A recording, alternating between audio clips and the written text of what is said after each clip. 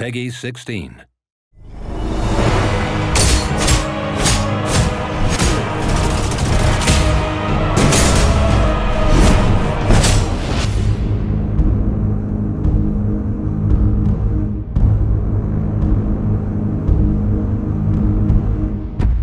I think that what makes us really stand out is just the scope and depth of our features and mechanics, coupled with a narrative that is hopefully genuinely compelling and thought-provoking. It's a very honest homage to RPG games with a nostalgic, traditional RPG feel, but there's also some new features like our asynchronous features that allow the community to come together and to foster connections inside the game as well as outside of the game. Players can trade items with each other, so I think that's quite exciting.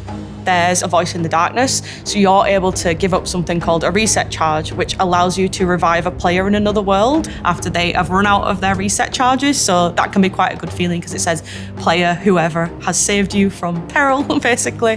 There's another feature called Into the Ether, which I really like, where you can throw an item into the ether and a player will get it on the other side and then it will be ether touched, which gives it some additional kind of benefits. So yeah, there's lots of features that are cooperative and I'm very curious to see what players do and if they choose to do that.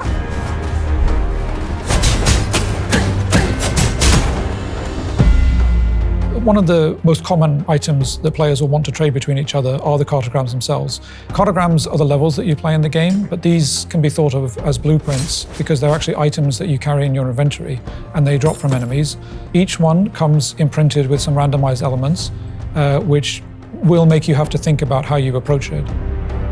As you progress through the game, you'll find a lot of sort of, if you like, loot, which is equipment that the player wears. The loot system is randomly generated from enemies, and we also have a crafting system in the game where you can reroll stats and you can move stats around to modify them just enough so that they improve to fit your build. As you play, you'll also be able to unlock new abilities, which is what the combat revolves around. Some of the abilities are actually tied to the ancient technology as opposed to the modern one. Some of them are tied to the weapons, but there's also shared abilities that can be used with any build, and there's also an ultimate ability that you get later in the game. You also want to be asking yourself, when using these abilities, what kind of damage do you want to be doing? So you may want to be selecting abilities that really lean into the elemental type of damage that your weapon does. If you have a frost-based weapon, for instance, you'll be choosing abilities that have frost-based damage or inherit that damage from the weapon.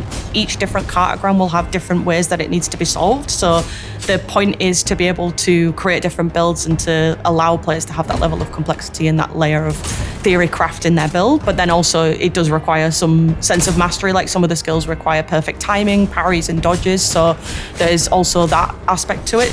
There's a lot of opportunity for players to really play their way. And I think they're really going to enjoy it.